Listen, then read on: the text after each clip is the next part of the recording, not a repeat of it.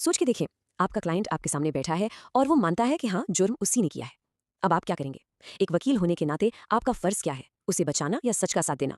Legal ethics का ये पूरा सफर इसी एक सवाल से शुरू होता है। हेलो दोस्तों, चलिए आज मास्टर करते हैं आपके एग्जाम्स के लिए एक सबसे इंपॉर्टेंट टॉपिक, लीगल एथिक्स।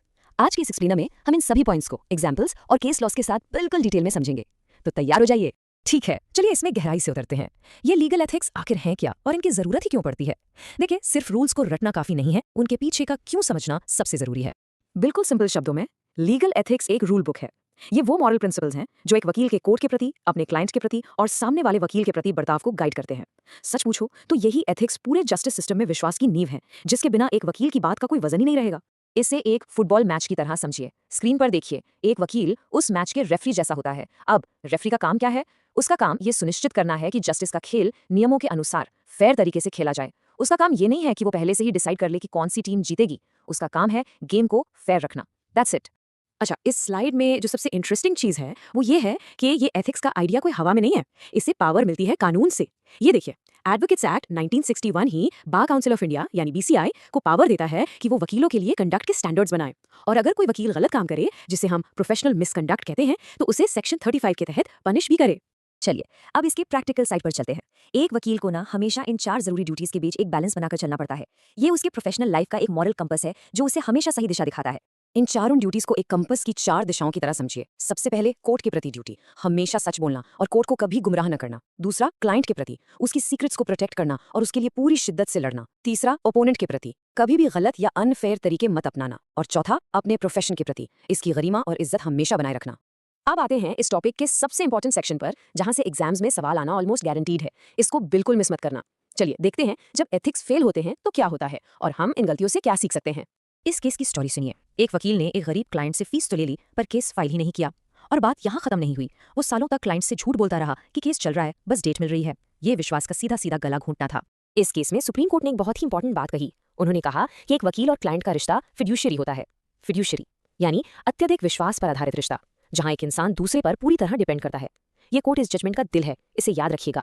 तो इसमें क्रूशियल पॉइंट ये है कि कोर्ट ने वकील को सिर्फ क्लाइंट को नुकसान पहुंचाने के लिए सजा नहीं दी, बल्कि इसलिए दी क्योंकि उसके एक झूठ ने, उसकी एक गलती ने पूरे लीगल प्रोफेशन की इज्जत मिट्टी में मिला दी थी, और इसलिए उसे सस्पेंड कर दिया गया।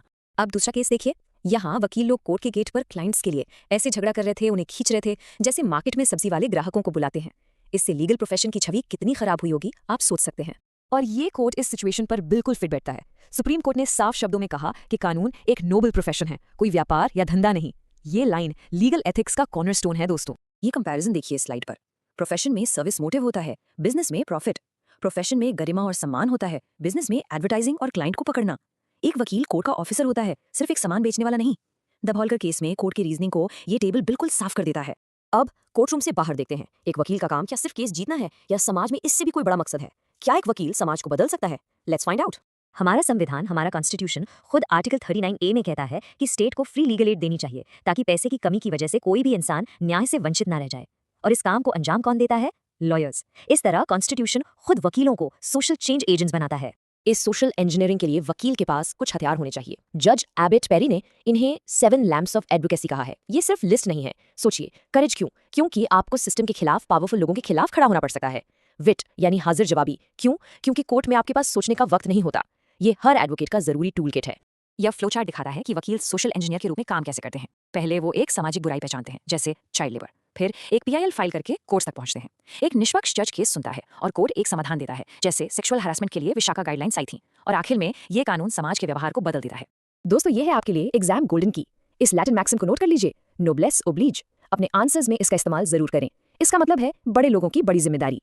क्योंकि कानून एक नोबल प्रोफेशन है, इसलिए वकीलों की जिम्मेदारी भी आम आदमी से कहीं ज्यादा है। इसे लिखने पर एक्स्ट्रा मार्क्स पक्के हैं।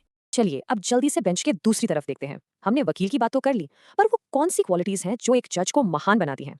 सोक्राटिस के अनुसार एक अच्छे जज में ये 4 सरल लेकिन गहरी क्वालिटीज होनी चाहिए।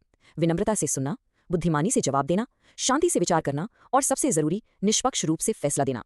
इनके बिना न्याय अधूरा है। ठीक है, अब स्पीड टेस्ट का टाइम है। चलिए 30 सेकंड से कम में पूरा टॉपिक रिवाइज करते हैं। रेडी, सेट, गो। एथिक्स रेफरी की तरह फेयरनेस इंश्योर करते हैं। पावर मिलती है एडवोकेट्स एक्ट 1961 से। वकील की 4 ड्यूटीज हैं: court, client, opponent, profession. Important cases: Rangadurai में फिड्यूशियरी ड्यूटी, दभोलकर में noble profession. Lawyers article 39A के तहत सोशल इंजीनियर्स हैं। उनके हथियार हैं 7 लैम्प्स ऑफ एडवोकेसी और जजेस को निष्पक्ष और विनम्र होना चाहिए। डन। चलिए आपकी नॉलेज टेस्ट करते हैं। पहला सवाल आपकी स्क्रीन पर। सोचिएगा कौन सा एक्ट है वो? क्या है इसका जवाब? बिल्कुल सही, द एडवोकेट्स एक्ट 1961। और हाँ, सेक्शंस भी याद रखिएगा, एग्जाम के लिए बहुत इंपॉर्टेंट है। ये वीसी रंगादुराई केस से था, याद है वो स्पेशल की टर्म? एकदम करेक्ट, अ फिड्यूशरी रिलेशनशिप, यानी अत्यंत विश्वास पर आधारित रिश्ता। Well done. चलिए अब जल्दी से वो 7 गुण बताइए। Come on, you know this. Fantastic. Honesty, courage, industry, wit, eloquence, judgement and fellowship. ये हैं वो जरूरी गुण जो हर वकील में होने चाहिए। बहुत बढ़िया। इस एक्सप्लेनर को इस पावरफुल विचार के साथ खत्म करते हैं। एक वकील की पहली वफादारी उसके क्लाइंट के प्रति नहीं बल्कि स्वयं न्याय के प्रति होती है। इस बात को हमेशा याद रखिएगा। ऐसे ही इन्फॉर्मेटिव वीडियोस देखने के लिए LLB स्टूडेंट अड्डा को सब्सक्राइब करें एंड फॉलो करें। If you want any new topic, comment below.